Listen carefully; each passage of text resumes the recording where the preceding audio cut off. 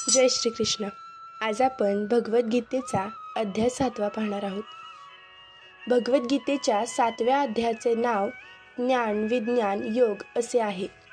या अध्यायात श्रीकृष्ण अर्जुनाला ज्ञान आणि विज्ञानाच्या महत्त्वाबद्दल शिकवतात. ते म्हणतात की ज्ञान आणि विज्ञान हे भगवंत प्राप्तीसाठी आवश्यक आहे. श्रीकृष्ण सांगतात की ज्ञान म्हणजे सत्याचे ज्ञान, विज्ञान म्हणजे सत्याचे अनुभवतज्ञ ज्ञान. ज्ञान आणि विज्ञान या दोन्ही गोष्टी एकमेकांशी जोडलेल्या आहेत.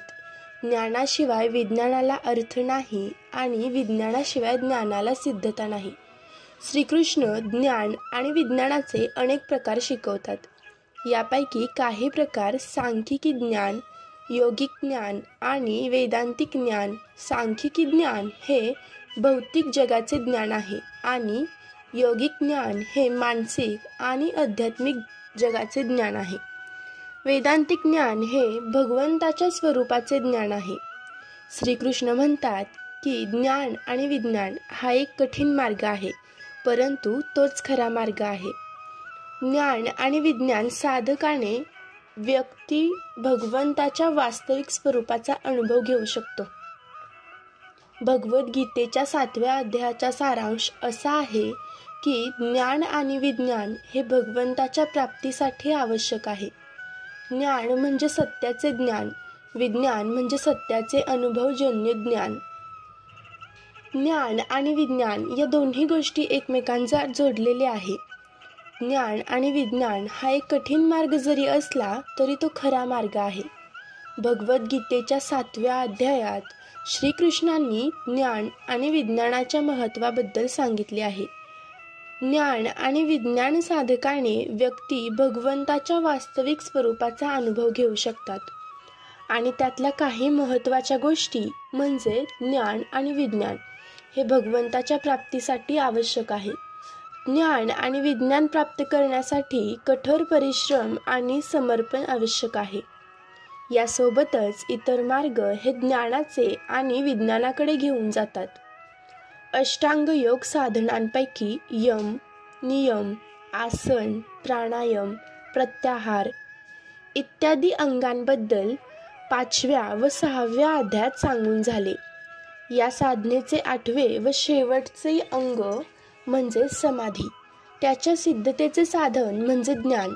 परंतु ध्यान कोणाचेही होऊ शकते तर ते याचे आणि जे मंगलमयतेकडे घेऊन जाते त्याला ध्येय म्हणतात. सर्वात मंगलमय कोण तर भगवान, म्हणजे भगवान ध्येय झाले. भगवान जर ध्येय आहे तर त्याचे ज्ञान हवे. हे ध्येय कसे आहे? निष्कल, निष्क्रिय, शांतम, निरवंतम, निरंजनम इत्यादी अशा भगवंताचे ज्ञान करून घ्यायचे असेल तर प्रत्यक्ष भगवंतापेक्षा श्रेष्ठ गुरुच कोण? म्हणून आता आपण स्वतःविषयी स्वतःच्या दिव्यत्वाची जाण करून देण्याविषयी सांगण्यास सुरुवात करतात. जशी दुसरी एक भूमिका अशी की मन संयमित झाले, इंद्रिय निग्रह झाला तरी विषय भोगातील गोडी सुटत नाही. ती गोडी भगवंताचा अनुभव झाल्यावरच आपोआप निघून जाते. त्यासाठी विज्ञानासहित जे ज्ञान मी तुला काही शेष न ठेवता सांगतो ते जाणले तर तुला दुसरे काही जाणण्यायोग्य राहणार नाही असे भगवान म्हणतात. ज्या परमेश्वर स्वरूपाच्या ज्ञानाने बुद्धी सम होते त्या परमेश्वर स्वरूपाचा अक्षर सुद्धा विचारात या अध्यायात मांडला आहे. माझ्या ठिकाणी चित्त ठेवून आणि माझा आश्रय घेऊन कर्मयोगाचे आचरण करीत करीत माझे निसंशय ज्ञान कसे होईल ते मी तुला सांगतो. ऐक आणि ग्रहण कर. असा या अध्यायाची सुरुवात करताना भगवान श्रीकृष्ण म्हणतात. परमेश्वर स्वरूपाचा विचार करून लागले की तो व्यक्ती कधी इंद्रियगोचर तर कधी अव्यक्त असतो असे आढळून येते.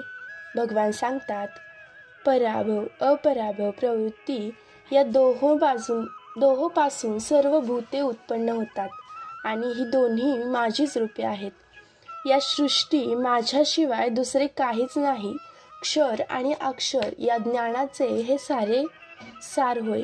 हेच स्पष्ट सांगण्यासाठी ते पुढे म्हणतात, पाण्यातील रस, चंद्रातील प्रभा, वेदलम पुरुषातील पौरुषात्म, पृथ्वीमधील पुष्प, गंध, अग्नी, तेज इत्यादी म्हणजे मीच होय. सत्व, रज, तम हे 3 गुण माझ्यापासून उत्पन्न झाले ते माझ्यात आहेत, पण मी त्यांच्यात नाही. याच गुणाचा भाव मोहित झाल्यामुळे निर्गुण किंवा अव्यय अशा मला कोणी जाणू शकत नाही.